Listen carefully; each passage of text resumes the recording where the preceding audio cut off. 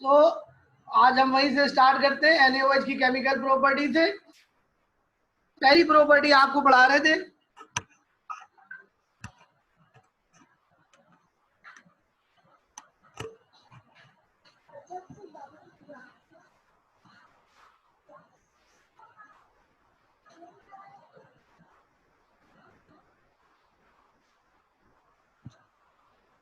NaOH की chemical property से start करते हैं और आखिरी प्रॉपर्टी आपको पढ़ाएंगे।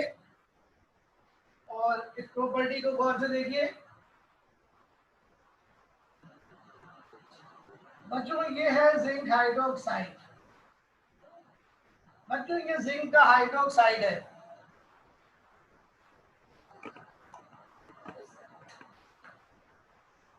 ये जिंक का हाइड्रोक्साइड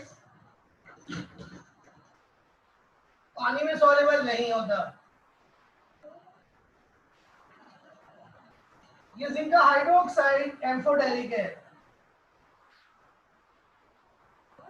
यानी ये हाइड्रोक्साइड एसिड में भी डिसॉल्व हो सकता है और अल्कली में भी डिसॉल्व हो सकता है।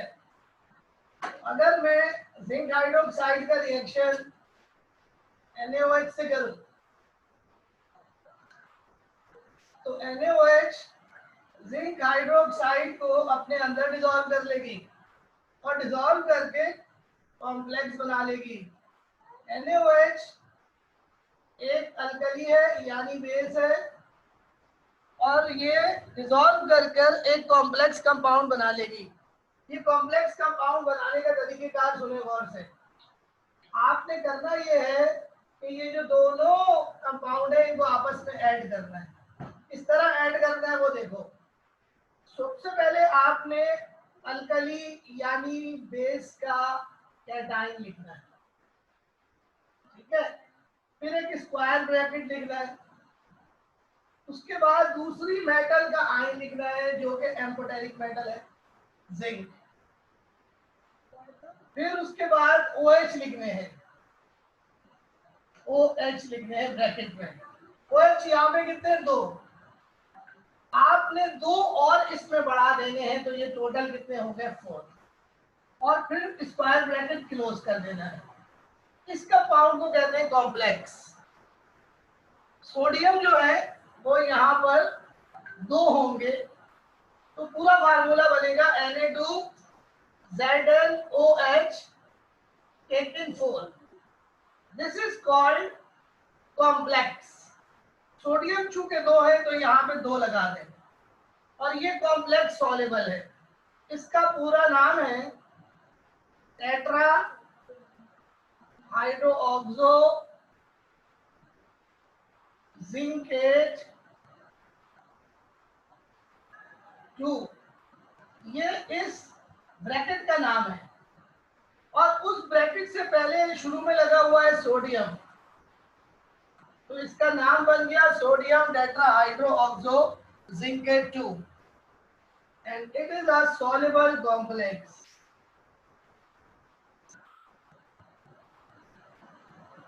So it is a very important reaction. Zinc hydroxide के प्रिसिपिटेट NaOH की एक्सिस में डिसॉल्व होकर सॉल्युबल कॉम्प्लेक्स बना लेते हैं जिसका नाम है सोडियम टेट्राहाइड्रोऑक्सो जिंकेट 2। कॉपी कर लीजिए इसे। यहाँ पर हमारा पहला रिएक्शन जो है वो खत्म हो गया।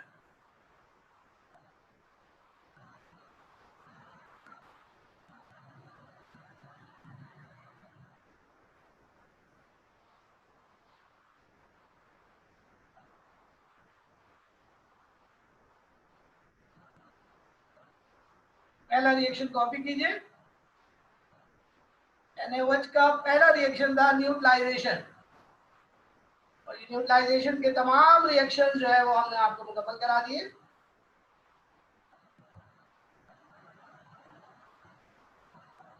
और अब सेकंड रिएक्शन शुरू करेंगे NaOH का।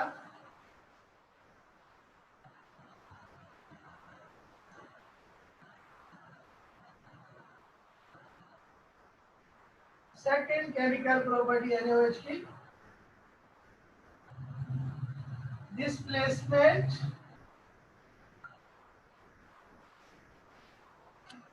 reaction, and displacement reaction are always redox reaction. So displacement reaction में metals कैटेगरी में दो रिएक्शन हम आपको पढ़ाएंगे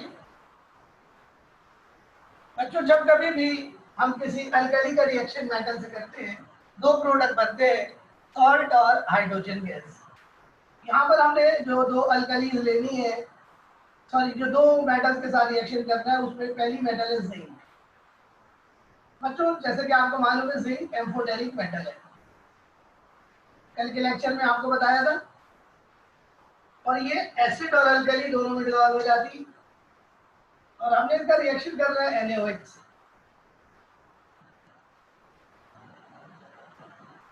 बच्चों क्या होगा, जिंक यहाँ NaOH में मौजूद हाइड्रोजन को डिस्प्लेस कर देगी और हाइड्रोजन रिलीज हो जाएगी हाइड्रोजन गैस की शक्ल में। ठीक है ना। अब यहाँ पे बचा जिंक, Na और O, ये तीनों मिलकर अपना सॉल्ट बना लेंगे और उस सॉल्ट का नाम है बच्चों सोडियम जिंकेट, और उसका फार्मूला है Na2ZnO2। ये बच्चों सॉल्युबल होता है। सोडियम 2 है तो बैलेंस करने के लिए यहाँ पर 2 लगा देंगे और इक्वेशन बैलेंस हो गई। इस कंपाउंड का नाम है सोडियम जिंकेट। हमने पहले भी इसके बारे में आपको बताया था। अब एक और मेटल है और वो भी एम्फोटेरिक मेटल है, उसका नाम है एल्यूमिनियम। बच्चों एल्यूमिनियम NaOH में डिसॉल्व हो जाती है, बशर्ते कि NaOH का सॉल्यूशन बहुत डाइल्यूट हो। बच्चों इस रिएक्शन में वाटर भी रिएक्टेंट में शामिल होता है। बच्चों एल्युमिनियम मेटल NaOH के हाइड्रोजन को डिस्प्लेस कर देती है, क्योंकि डिस्प्लेसमेंट रिएक्शन हो रहा है तो भाई डिस्प्लेसमेंट तो होगा ना किसी का, यानी किसी एलिमेंट का दूसरे एलिमेंट से। तो हाइड्रोजन डिस्प्लेस हो रहा है मेटल से और ये हाइड्रोजन रिलीज हो रहा है हाइड्रोजन गैस की शक्ल में। अब यहाँ पे क्या बचा, एल्युमिनियम, सोडियम और ऑक्सीजन। तो इनको हम लोग तीनों को मिलाएंगे तो सॉल्ट बनेगा सोडियम एल्यूमिनेट। सोडियम एल्यूमिनेट जो कि सॉल्युबल होता है, कल हमने इसके बारे में बात करी थी। Sodium aluminate. इस तरह एल्युमिनियम भी जिंक की तरह डिसॉल्व हो जाएगी NaOH में और अपना सॉल्युबल कंपाउंड बना लेगी। अब हम इस इक्वेशन को बैलेंस करते हैं। तो यहाँ पर आप देखिए कि पूरी इक्वेशन में सब बैलेंस है, हाइड्रोजन बैलेंस नहीं है। हाइड्रोजन यहाँ देखिए कितने, 2 और 1 3, 3 हाइड्रोजन है यहाँ, और यहाँ पर हाइड्रोजन 2 है, यहाँ पर हाइड्रोजन ऑड नंबर में है और यहाँ पर हाइड्रोजन इवन नंबर में है। ऐसी इक्वेशन को बैलेंस करने के लिए हमें 2 से मल्टीप्लाई करना पड़ता है पूरी इक्वेशन को। तो मैं 2 से मल्टीप्लाई करता हूँ, 2 1 2, 2 1 2, 2 1 2, 2 1 2। जब हमने ये सबको 2 से मल्टीप्लाई किया, लेकिन H2 को उसमें ऑलरेडी 2 लगा हुआ है, 2 से मल्टीप्लाई नहीं करेंगे। अब हम फाइनली H काउंट करेंगे, 2 2 4, 2 1 2, 2 + 4 6।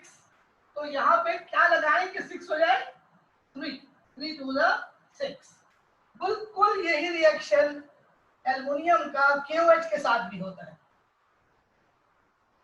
ये रिएक्शन अगर हम यहाँ NaOH की जगह KOH लिख दें तो भी यही रिएक्शन होगा, बट यहाँ पर सोडियम एल्यूमिनेट की जगह फिर पोटेशियम एल्यूमिनेट फॉर्म होगा। तो बच्चों एल्युमिनियम को कभी भी ऐसे पानी से नहीं धोना चाहिए जिसके अंदर अल्कली मौजूद हो, और अल्कली मौजूद होती है वॉशिंग सोडा में। तो कभी भी वॉशिंग सोडा से एल्युमिनियम के बर्तन नहीं धोने चाहिए, वरना एल्युमिनियम के बर्तन डिसॉल्व हो जाएंगे और पतले हो जाएंगे, डिसोल्यूशन की वजह से। तो बच्चों ये दोनों डिस्प्लेसमेंट रिएक्शन आपके सामने, कॉपी कीजिए और KOH के साथ खुद कीजिए रिएक्शन, KOH के साथ खुद कीजिए रिएक्शन और मुझे करके दिखाइए।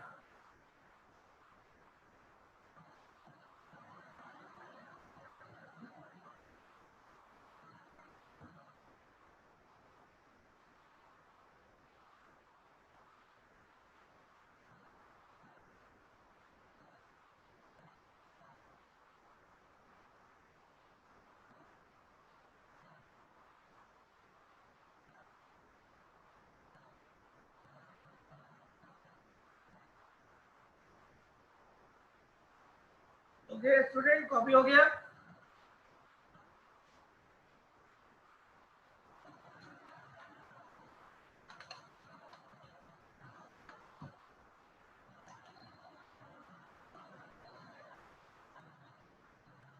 और तीसरा रिएक्शन आपको कराते हैं।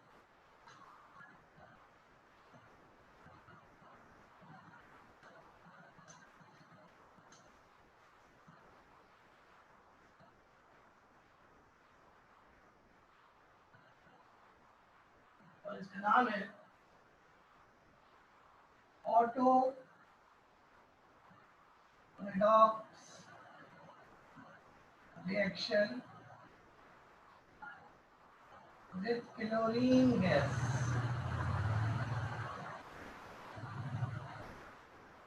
बच्चों ये एक बहुत ही स्पेशल टाइप का रिएक्शन है।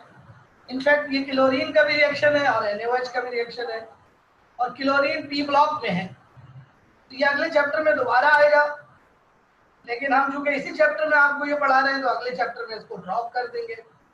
तो ऑटो रेडॉक्स रिएक्शन क्या होता है, पहले इसकी डेफिनेशन सुन लीजिए। It is a special type of redox reaction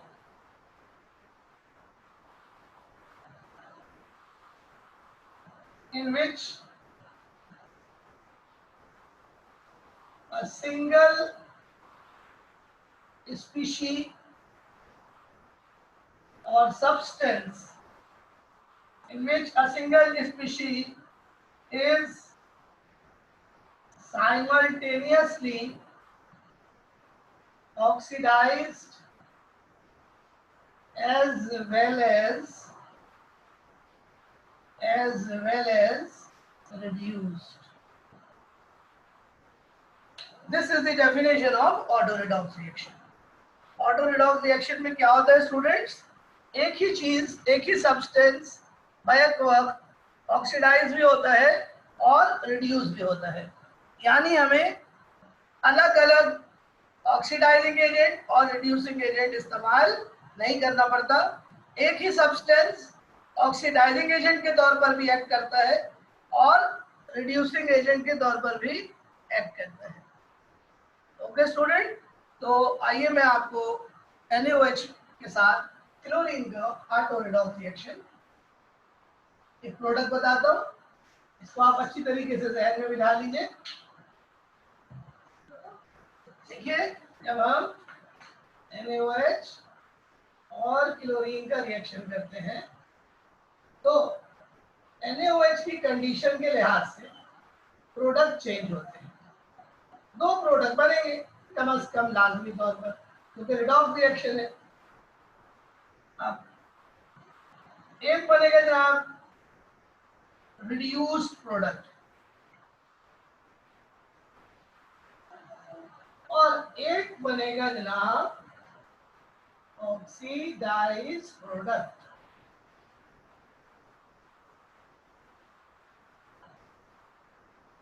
गौर से सुन लीजिएगा बात को। देखिए, रिड्यूस प्रोडक्ट चाहे NaOH की कंसंट्रेशन कैसी हो, चाहे वो डाइल्यूट हो, कॉन्सेंट्रेटेड हो, हॉट हो, कोल्ड हो, रिड्यूस प्रोडक्ट हमेशा NaCl बनेगा। लेकिन ऑक्सीडाइज प्रोडक्ट चेंज हो जाएगा, ऑक्सीडाइज प्रोडक्ट चेंज हो जाएगा। अगर NaOH डाइल्यूट होगा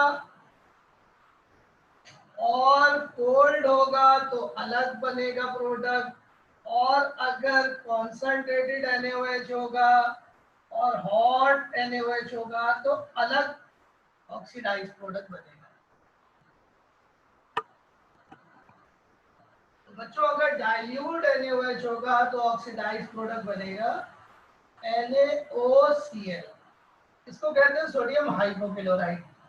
और अगर हॉट और कंसंट्रेटेड होगा तो बनेगा NaClO3, इसको कहते हैं बच्चों हाइपोक्लोराइड, हाइपोक्लोराइड। और इसको कहते हैं बच्चों क्लोरेट।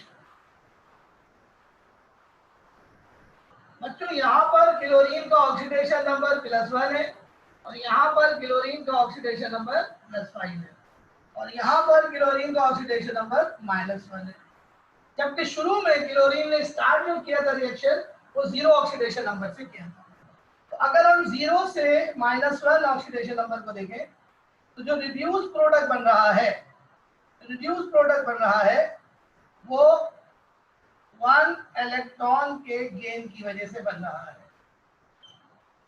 और जो ऑक्सीडाइज प्रोडक्ट है वो 0 से +1 या 0 से +5 ऑक्सीडेशन नंबर की वजह से बन रहा है। यानी यहाँ पर 1 इलेक्ट्रॉन का लॉस हो रहा है अगर ये प्रोडक्ट बन रहा है, और अगर ये प्रोडक्ट बन रहा है तो 5 इलेक्ट्रॉन का लॉस हो रहा है। इस तरह के टोटल गेन और लॉस जो है वो हमें बराबर करना पड़ेगा जब हम इक्वेशन को बैलेंस करेंगे। इसको कॉपी कीजिए और इसको दोबारा से समझ भी लीजिए। NaOH का क्लोरीन से रिएक्शन करेंगे तो 2 प्रोडक्ट बनेंगे, एक रिड्यूस प्रोडक्ट होगा, एक ऑक्सीडाइज प्रोडक्ट होगा। रिड्यूस प्रोडक्ट हमेशा NaCl होगा जो 1 इलेक्ट्रॉन के गेन की वजह से बनेगा, लेकिन ऑक्सीडाइज प्रोडक्ट NaOCl हो सकता है जो 1 इलेक्ट्रॉन के लॉस की वजह से बनेगा, या NaClO3 हो सकता है जो 5 इलेक्ट्रॉन के लॉस की वजह से बनेगा, depending upon the condition of the reaction. If dilute or cold NaOH is used, NaOCl is formed, and if concentrated hot NaOH is used, NaClO3 is formed. इस चार्ट को कॉपी कीजिए और अब मैं आपको प्रोडक्ट दिखाऊंगा।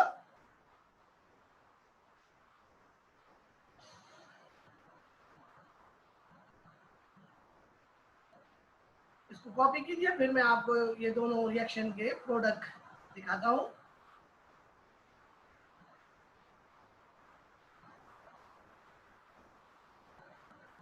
बहुत ही इंपॉर्टेंट रिएक्शन है और ऑलमोस्ट हर साल जो है ये लाजमी तौर पर आता है। इस रिएक्शन में क्लोरीन बैक वक्त ऑक्सीडाइज भी हो रही है, रिड्यूस भी हो रही है। रिड्यूस प्रोडक्ट सेम है, ऑक्सीडाइज प्रोडक्ट डिफरेंट है। आइए इसका रिएक्शन आपको करके दिखाते हैं।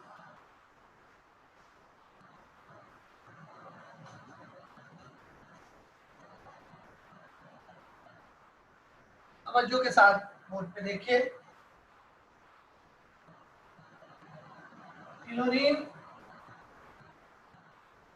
प्लस NaOH, यहाँ पर हम NaOH यूज करेंगे कोल्ड और डाइल्यूट। ये जो रिएक्शन हो रहा है इसका एक बहुत ही स्पेशल नाम है और इसका नाम है जी ऑटो रिडॉक्स। क्लोरीन इस रिएक्शन में बैक वक्त ऑक्सीडाइज भी होगी और रिड्यूस भी। जो रिड्यूस प्रोडक्ट है वो है NaCl और जो ऑक्सीडाइज प्रोडक्ट है वो है NaOCl। ये भी मैंने आपको बताया। अब मैं इनके ऑक्सीडेशन नंबर लिखूंगा।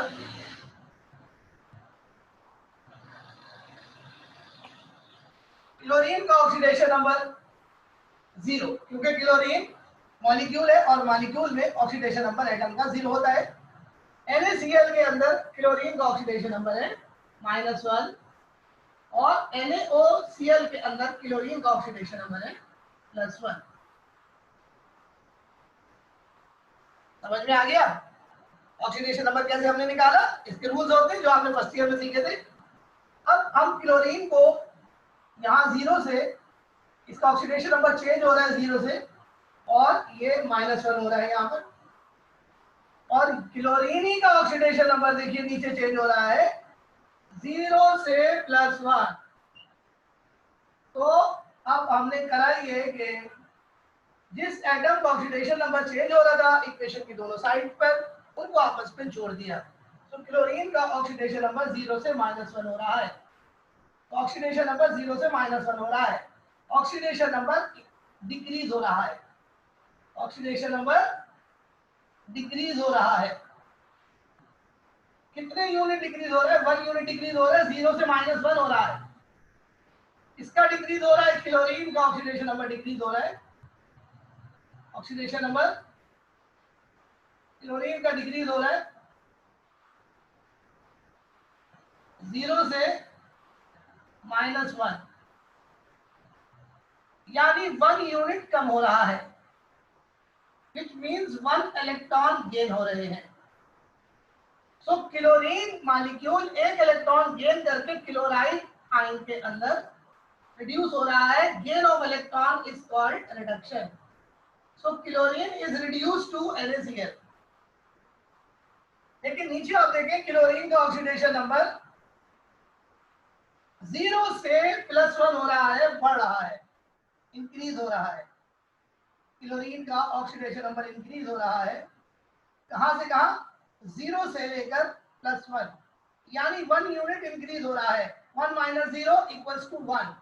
सो 1 यूनिट इंक्रीज होने का मतलब है 1 इलेक्ट्रॉन जो है वो लॉस हो रहा है, and loss of electron is called oxidation. So chlorine is oxidised to hypochloride. OCl is called hypochloride. अब आप चेक कीजिए लॉस और गेन। लॉस कितने का हो रहा है और गेन कितने का हो रहा है? 1 का लॉस और 1 का गेन। लॉस और गेन इक्वल है, तो इक्वेशन बैलेंस है। अब हमने इसको एटम के लिहाज से बैलेंस करना है। तो चेक कीजिए, सोडियम यहाँ कितने? 1 + 1 2, तो यहाँ पे 2 लगाना पड़ेगा ताकि सोडियम 2 हो जाए। अब हाइड्रोजन यहाँ 2 हो गए। 2 हाइड्रोजन को बैलेंस करने के लिए 1 वाटर ऐड करेंगे on the right side, because this is a redox reaction and water is used as a balancer। Balancing के लिए यूज करेंगे। सो 2 हाइड्रोजन को बैलेंस करने के लिए 1 वाटर ऐड करेंगे। अगर 4 हाइड्रोजन होते तो 2 वाटर ऐड करते, अगर 6 हाइड्रोजन होते तो 3 वाटर ऐड करते। तो देखेंगे कितने हाइड्रोजन है, जितने हाइड्रोजन है उसी लिहाज से वाटर दूसरी साइड पर ऐड करते। तो अब आप इस रिएक्शन में देखें, एक ही चीज बैक वक्त ऑक्सीडाइज भी हो रही है और रिड्यूस भी हो रही है। Such a reaction is called auto redox reaction. Is it clear to you?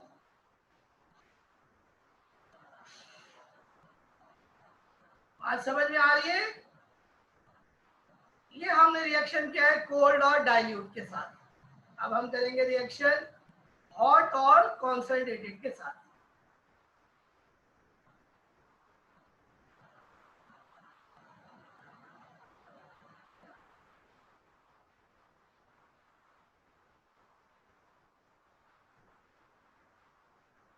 जल्दी से कॉपी कीजिए student.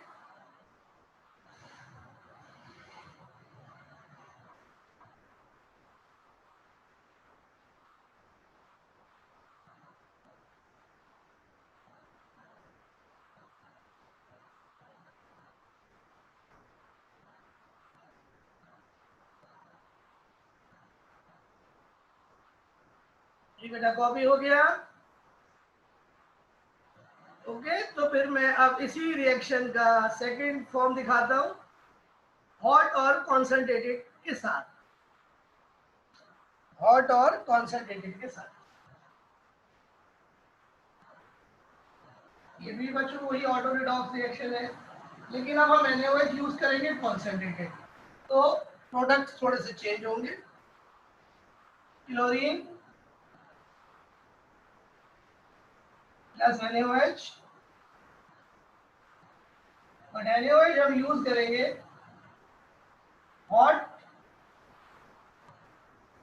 concentrated.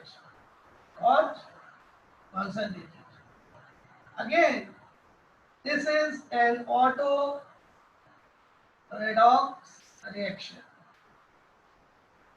The reduced product is same, that is NaCl, and oxidized product is different, and that is NaClO3 sodium chlorate. Now we write down oxidation number. Chlorine का oxidation number है 0, यहाँ chlorine का है -1 और यहाँ पे chlorine का है +1। तो क्लोरीन का ऑक्सीडेशन नंबर दो जगह चेंज हो रहा है। पहले क्लोरीन का ऑक्सीडेशन नंबर 0 से -1 हुआ, ऑक्सीडेशन नंबर 1 यूनिट इंक्रीज हुआ, ऑक्सीडेशन नंबर 1 यूनिट डिक्रीज हुआ, सॉरी 0 से -1 हुआ, डिक्रीज 1 यूनिट डिक्रीज हुआ क्लोरीन का 0 से -1। So 1 इलेक्ट्रॉन जो है वो गेन हुआ, and gain of electron is called reduction. ये बिल्कुल प्रीवियस रिएक्शन की तरह हो रहा है, ऊपर में कोई फर्क नहीं है, नीचे पे फर्क आएगा। और नीचे देखिए क्लोरीन का ऑक्सीडेशन नंबर 0 से चेंज होकर +5 हो रहा है, 0 से +5 हो रहा है, ऑक्सीडेशन नंबर इंक्रीज हो रहा है, बढ़ रहा है, 0 से +5 बढ़ रहा है, 5 यूनिट बढ़ रहा है, 5 यूनिट बढ़ रहा है, 0 से +5 हो रहा है। क्लोरीन का ऑक्सीडेशन नंबर 0 से बढ़कर +5 हो गया, 5 यूनिट बढ़ गया, यानी 5 इलेक्ट्रॉन का लॉस हुआ, and loss of electron is called oxidation. तो स्टूडेंट अब चेक करें लॉस और गेन इक्वल है, तो देखिए यहाँ पे 1 का गेन हो रहा है और यहाँ 5 का लॉस हो रहा है। सो लॉस और गेन इक्वल नहीं है, लॉस और गेन बराबर करना पड़ेगा। 5 का लॉस है, 1 का गेन है, तो हमें ऊपर वाली इक्वेशन को मल्टीप्लाई करना पड़ेगा 5 से, इस इक्वेशन को 5 से मल्टीप्लाई करना पड़ेगा। तो हमने यहाँ 5 से मल्टीप्लाई किया, जब हमने यहाँ 5 से मल्टीप्लाई किया तो देखिए क्लोरीन कितने हो गए 5, एक क्लोरीन यहाँ पर भी है, 5 + 1 6, तो यहाँ पे क्या लगेगा 3, 5 + 1 6 हो गए क्लोरीन, तो यहाँ 3 लगाना पड़ा। अब सोडियम कितने हो गए 5 + 1 6, तो यहाँ क्या लगेगा 6।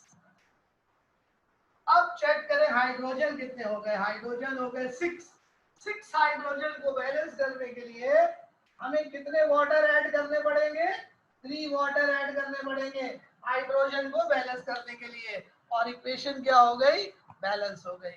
This is a very very important reaction.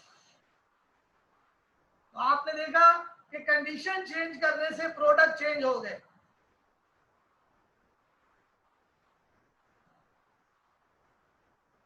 Is it clear to you?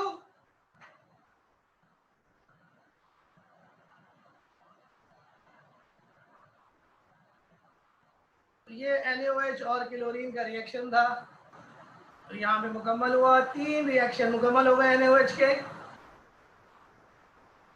NaOH की प्रॉपर्टीज हर साल आती है इम्तिहान में 5 मार्क्स की, कोई सी 5।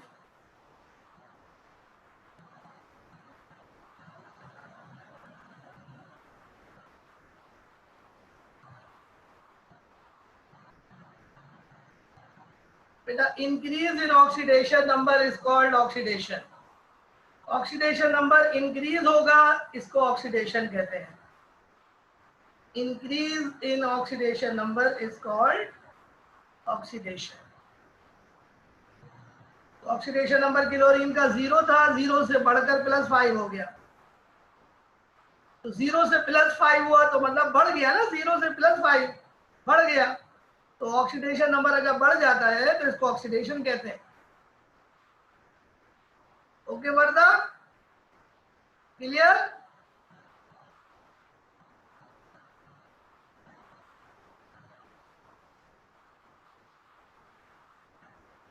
आइए जी अगला रिएक्शन शुरू करते हैं। अगला रिएक्शन भी बड़ा इंपॉर्टेंट है।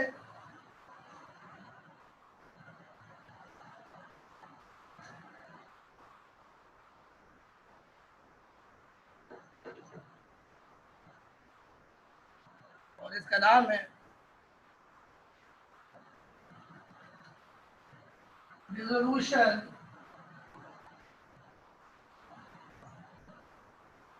Of bauxite in NaOH। very important reaction, dissolution of bauxite in NaOH solution। बच्चों NaOH बॉक्साइट को डिसॉल्व करती है अपने अंदर। बॉक्साइट एल्युमिनियम की ओर है। इसका फार्मूला होता है Al2O3 dot NH2O। Bauxite aluminium की ओर है, ये सॉलिड होती है। और ये वाला जो स्टेप है ये एल्युमिनियम की मेटलर्जी में हम इस्तेमाल करते हैं। तो NaOH हम यूज करते हैं एक्वस फॉर्म में। एक्वस फॉर्म में हम NaOH यूज करते हैं। बहुत ही गाढ़ा NaOH यूज करते हैं। 45% कंसंट्रेटेड 150 डिग्री सेंटीग्रेड पर ये रिएक्शन होता है। तो NaOH Al2O3 को डिसॉल्व कर लेती है, क्योंकि मैंने कल आपको बताया था कि Al2O3 जो है वो एम्फोटेरिक होता है और NaOH जो है वो बेस है। तो बेस और एम्फोटेरिक ऑक्साइड जो है वो आपस में न्यूट्रलाइजेशन करते हैं। तो बुनियादी तौर पर ये न्यूट्रलाइजेशन हो रही है। इसके नतीजे में बनेगा सॉल्ट एंड वाटर। सॉल्ट बनेगा जो कल बना था सोडियम एल्यूमिनेट। तो Al2O3 NaOH में डिसॉल्व हो जाएगा, लेकिन जो इम्प्योरिटीज इसमें मौजूद है वो डिसॉल्व नहीं होंगी। दूसरी चीज बनेगी वाटर। अब हम इसको बैलेंस करेंगे जैसे हमने कल बैलेंस करा था। एल्युमिनियम 2 है, यहाँ पे 2 लगा दीजिए। सोडियम 2 हो गए, यहाँ पे 2 लगा दीजिए। अब हमें वाटर को बैलेंस करना है। वाटर कितने बनेंगे? तो यहाँ पे हमारी बुक ने वाटर यहाँ पे लिखा हुआ है 2N। कितना लिखा हुआ है? 2N, जो कि सही नहीं है। 2N यहाँ नहीं बनेगा, यहाँ पे बनेंगे वाटर N+1। N+1। देखो N वाटर तो ये बन गए आपके बेटा, और 8 वाटर यहां से बनेगा। तो N+1, देखो N+1 बनेगा, 2 वाटर नहीं बनेंगे। तो ये बैलेंसिंग है, लेकिन आपकी बुक में यहाँ पे 2N लिखा हुआ है। ये आपकी बुक ने लिखा हुआ है 2N बैलेंसिंग के लिए, लेकिन जो गलत है। Is it clear to you? तो जनाब बॉक्साइट जो एल्युमिनियम की एक और है NaOH, उसको अपने अंदर डिसॉल्व कर लेती है और सोडियम एल्यूमिनेट बना लेती है। इम्प्योरिटीज NaOH में डिसॉल्व नहीं होती, इसलिए वो नीचे सेटल डाउन हो जाती हैं, जिसको हम अलहदा कर लेते हैं। सिंपल न्यूट्रलाइजेशन रिएक्शन है जो हमने पहले नंबर पर आपको पढ़ाया था, लेकिन वहां पर Al2O3 था, वाटर उस पर नहीं लगा हुआ था। अगर Al2O3 में वाटर लगा दें तो फिर इसको बॉक्साइट कहते हैं। बॉक्साइट एक और है जो जमीन के अंदर पाई जाती है और इसमें एल्युमिनियम मौजूद होता है, तो ये एल्युमिनियम की और है। Is it clear to you? Copy कर लें जनाब इसको।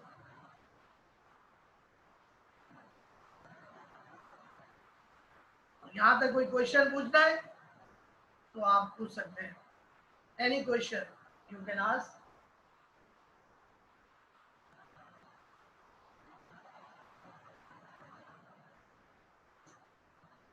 जी एनी क्वेश्चन? Can ask. कोई बात पूछनी है तो पूछ लीजिए।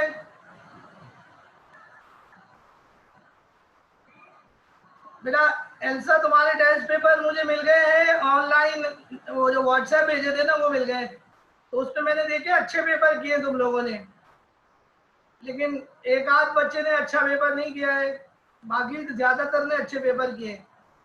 लेकिन तुम्हारे पेपर जो है ना, अभी जब बारिशें खत्म होंगी तो मैं जाके लूंगा, फिर चेक करूंगा, कुछ दिन लगेंगे।